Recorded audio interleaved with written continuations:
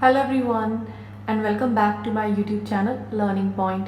This is Palak Chen and today we are going to understand about attitude in organizational behavior.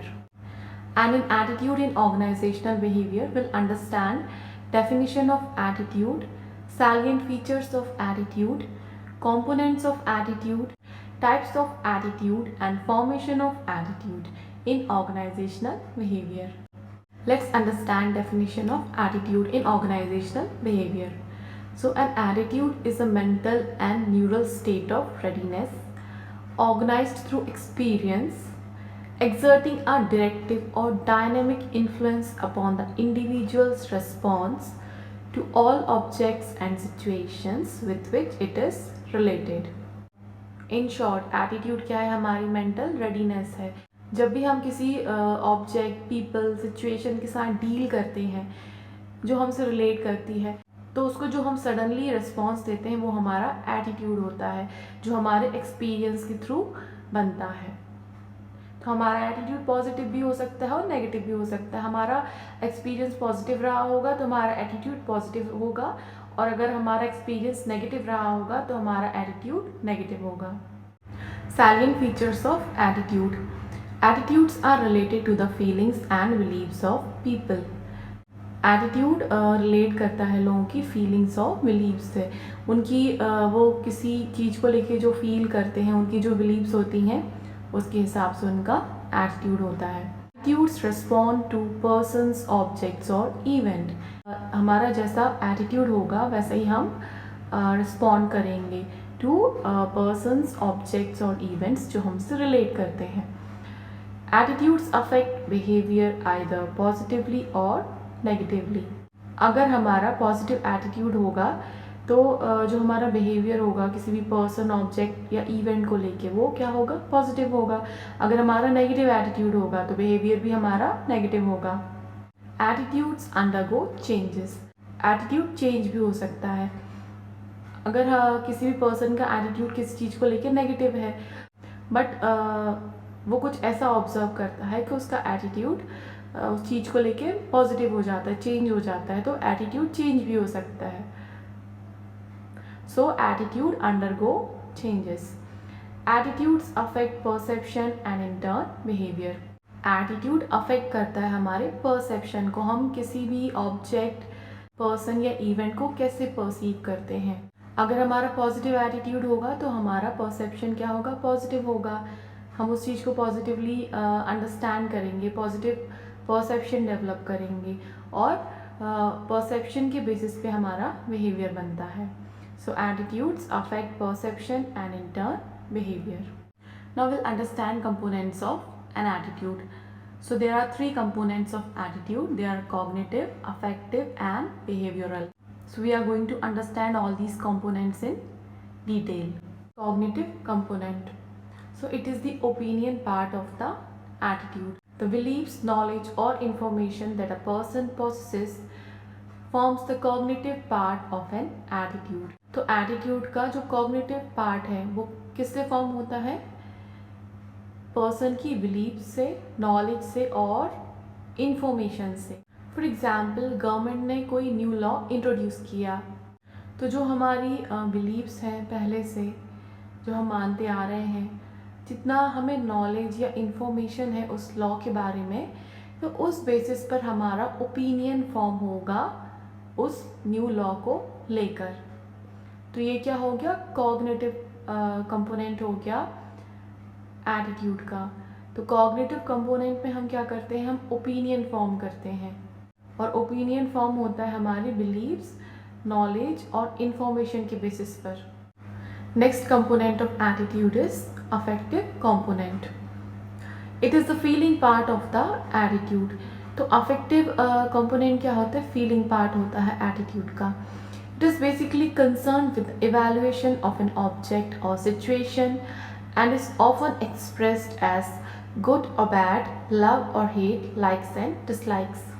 तो affective part में क्या करते हैं? हम इवैल्यूएट करते हैं किसी भी ऑब्जेक्ट या सिचुएशन को, और हम इसको कैसे एक्सप्रेस करते हैं कि किसी भी चीज़ को लेके हम क्या फील कर रहे हैं, गुड या बैड, लव और हेट, लाइक्स एंड डिसलाइक्स. तो अभी हमने क्या एग्जाम्पल लिया था गवर्नमेंट के किसी न्यू लॉ का, जो हमें इंफॉर्मेशन थी उसके बेसिस पे हम उस लॉ को इवेलुएट करेंगे, फिर एक फीलिंग डेवलप करेंगे कि हम उस चीज़ को उस लॉ को लाइक कर रहे हैं या डिसलाइक कर रहे हैं, वो लॉ सही है या गलत है। तो ये क्या हो गया, अफेक्टिव कंपोनेंट एटीट्यूड का। Third component of attitude is behavioural component. It is the acting part of the attitude. Behavioural component क्या है, एक्टिंग पार्ट है।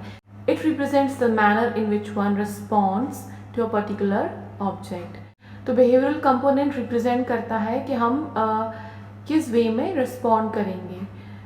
So both affective and cognitive components influence behavioral component.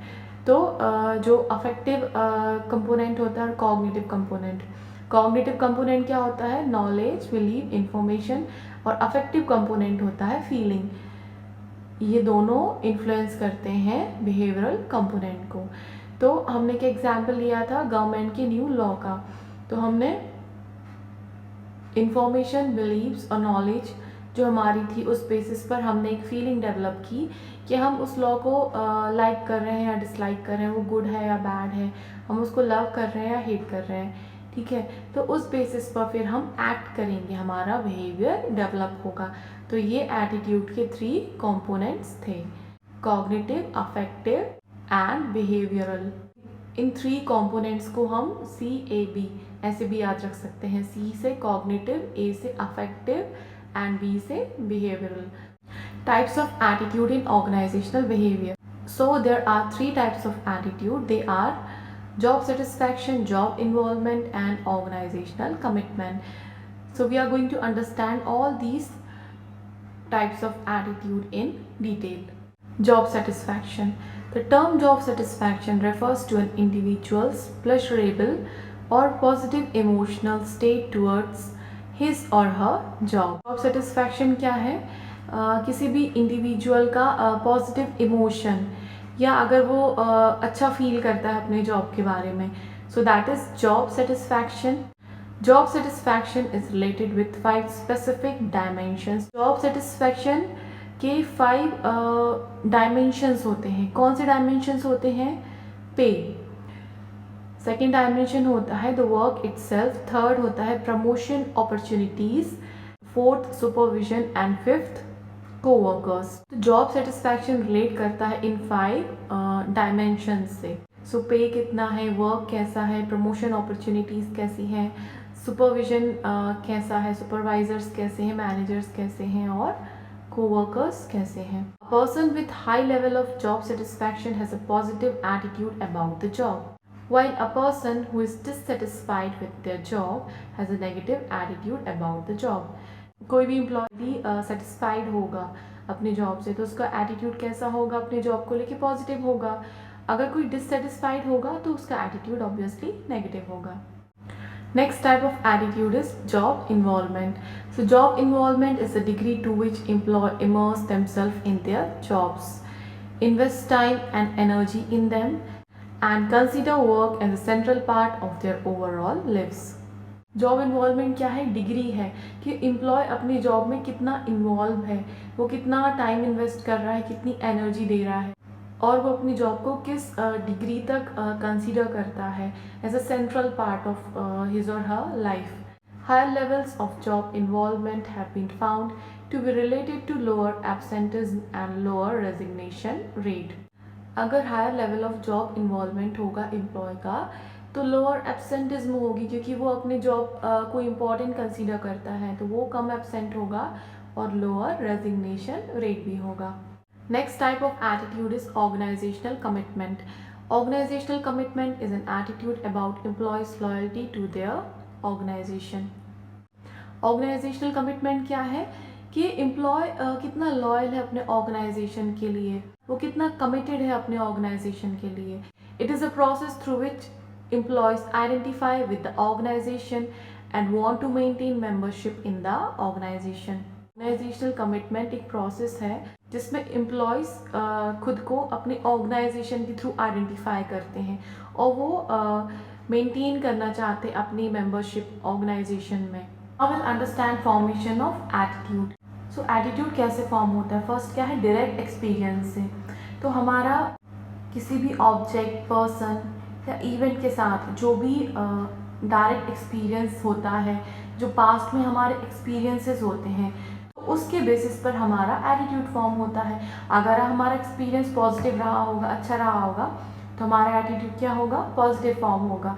अगर negative रहा होगा तो negative form होगा। Second, जो social learning होती है उससे हमारा एटीट्यूड फॉर्म होता है। तो सोशल लर्निंग में क्या आता है, फैमिली, जो हमारे पीयर ग्रुप्स, मतलब जो हमारे साथी होते हैं, जो हमारे फ्रेंड्स होते हैं, जो हमारे कलीग्स होते हैं, okay, and religious organisations and culture. तो सोशल लर्निंग से कैसे फॉर्म होता है कि हम बचपन से अपने फैमिली में जो देखते आ रहे होते हैं, तो उस बेसिस पर हमारा एटीट्यूड फॉर्म होता है। हमारे फ्रेंड्स जैसे होते हैं, हमारे कलीग्स जैसे होते हैं, तो उनसे जो हम उधर देखते हैं, जैसा उनका एटीट्यूड होता है, तो उस बेसिस पर हमारा भी एटीट्यूड फॉर्म होता है। रिलीजियस ऑर्गेनाइजेशन, हम जिस रिलीजन से बिलोंग करते हैं तो हमारा एटीट्यूड भी वैसे ही होगा। एंड कल्चर, हम जिस कल्चर से बिलोंग करते हैं, तो ये सारी चीज़ें हमारे एटीट्यूड को फॉर्म करती हैं। Next one is media. So media भी हमारे एटीट्यूड को फॉर्म करती है।